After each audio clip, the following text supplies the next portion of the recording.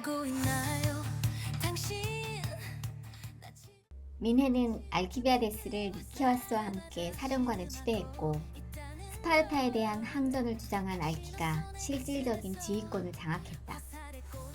알키비아데스는 전선을 아테네에서 멀리 떨어진 곳으로 옮겨 놓았고 모든 위험을 분산시켰다. 마침 스파르타가 아르고스를 침략하자 알키비아데스는 앞장서서 전장에 뛰어들어 적장에 목을 베었다. 같은 방식으로 주변 폴리스에서도 아테네의 지배권을 확립하면서 알키비아데스는 그리스의 영웅으로 떠올랐다. 알키비아데스는 시민들에게 대군을 이끌고 단번에 시칠리아를 굴복시키자고 설득했다.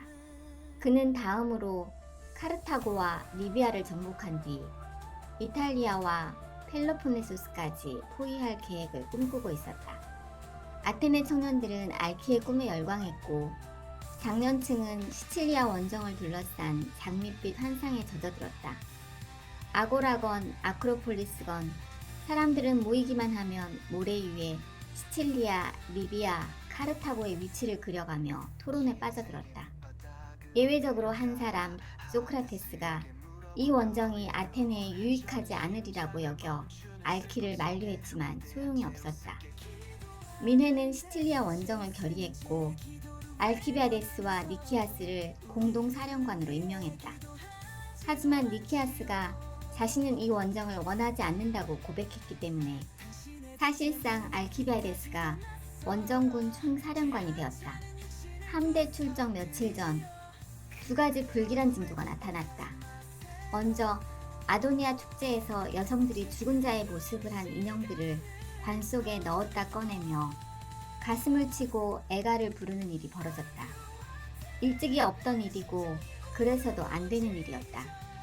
분명 배우가 있을 터인데 민해는 그 점을 캐고들지 않았다. 이어 하룻밤 사이에 아테네 전역에 서있던 헤르메스 석상 대부분이 훼손되는 이른바 헤르마상 훼손 사건이 발생했다. 아테네인은 헤르마상을 매우 신성시했기 때문에 이 일은 큰 파장을 불러왔다. 하지만 원종을 불과 며칠 앞두고 일어난 사건이라 알키는 이 일에 개입할 여유가 없었다. 소크라테스는 두 사건의 배후에 자네를 노리는 음모가 있는 것으로 보이네. 하며 우려했지만 알키는 웃어넘겼다.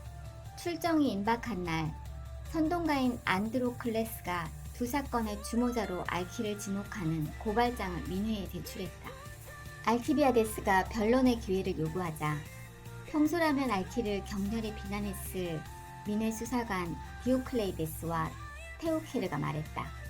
막대한 병력과 동맹군을 이끄는 장군이 이 일에 시간을 쏟는 것은 어리석은 일이니 전쟁이 끝난 뒤에 돌아와 법정에서 해명합시다. 자의반 타의반으로 알키비아데스는 군대를 이끌고 출항했다. 아테네군은 이탈리아에 도착하여 레기움을 점령하였고 이어 시칠리아로 향했다. 하지만 카타나에 정박을 했을 때 아테네로부터 알키에 대한 귀환 명령이 도착했다.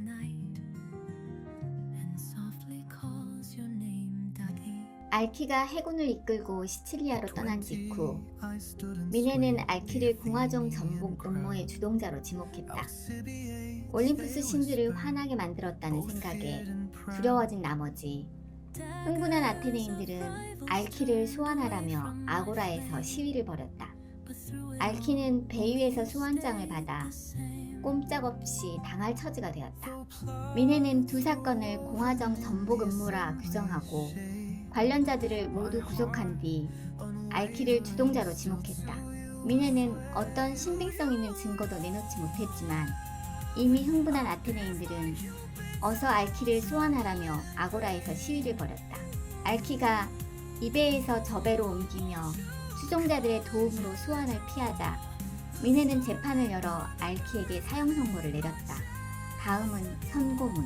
알키비아데스는 엘레우시스의 여신 데메테르를 모독하였으며 스스로를 대제사장이라 칭했으며 추종자들에게 헤르마상 파괴를 내렸다. 사형 선고를 받았다는 소식을 듣자 알키는 이렇게 말했다. 좋아, 내가 살아있다는 걸 보여주지. 이후 알키는 배에서 내려 잠적했다. 민해는 그의 재산을 몰수하고 아테네 전역의 제사장들에게 알키를 저주하는 제의를 열라 명령했다. 그러나 다른 제사장들의 높은 존경을 받고 있던 여제사장 메논의 딸 테아노는 이를 거부하며 이렇게 말했다. 나는 저주하는 자가 아니라 기도하는 자입니다.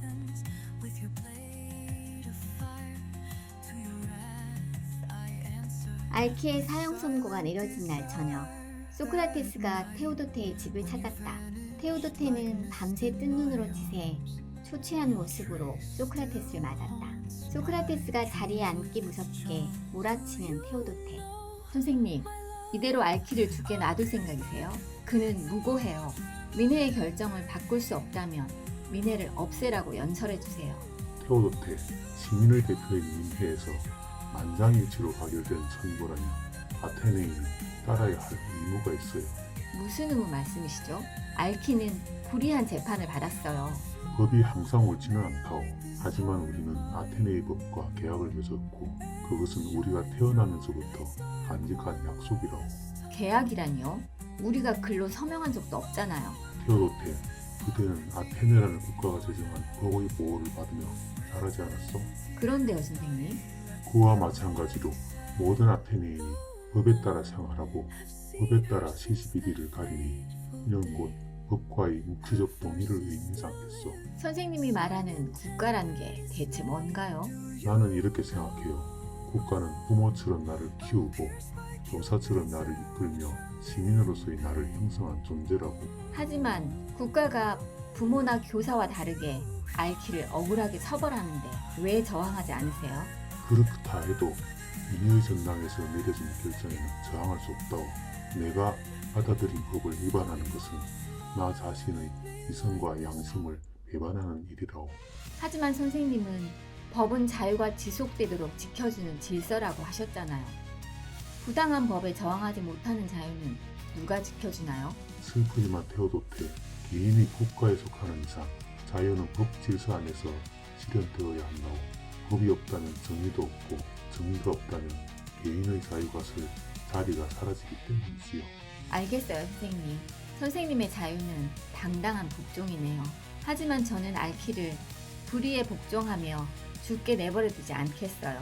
저는 이 부당함에 저항하여 더 이상 아테네에 속하기를 거부하겠어요. 그 잘난 국가도 법도 거부하겠어요. 테오도테, 이대로 아테네를 던질 생각이오? 네, 그렇게 해서라도 선생님이 말씀하신 아테네와의 엉터리 계약, 그걸 깨뜨려야겠어요. 그러면 부당한 복종도 억울한 죽음도 받아들일 이유가 없지 않아요? 그리고 선생님, 그동안 고마웠어요. 외면하는 테오도테를 잠시 바라보다 일어나 문을 나서는 소크라테스, 멀어지는 소크라테스를 대우하는 테오도테. 불타는 칼 아래서 사랑을 삼켜 심장은 다음 날 미네의 조치에 따라 치유의 집은 폐쇄되었고 그와 함께 미네는 테오도테가 실종되었다는 보고를 받았다. 그녀의 집 탁자에는 다음과 같은 쪽지가 남아있었다. 불온한 아테네여, 너의 불타는 칼에 나는 침묵의 칼로 저항하리라. 나의 메마른 침으로 끝없이 가라. 더 이상 어떤 칼날에도 베이지 않으리라. 테오도테는 아테네를 떠나기 직전 소크라테스를 찾아 밤새 눈물로 쓴 시 한 편을 전하며 언젠가 알키에게 전해달라 말했다. 아테네인들은 그중 다음 구절을 노래로 지어 불렀다. 알고 있나요, 당신? 나 지금 큐피드의 화살에 맞아 신음하고 있다는 걸. 당신, 어서 내 가슴에서 화살에 꽂힌 별을 꺼내 저 하늘의 어둠을 밝히세요. 당신의 미소를 이 가슴 깊이 간직하도록. 죄악차는 육신을 부숴드리지요.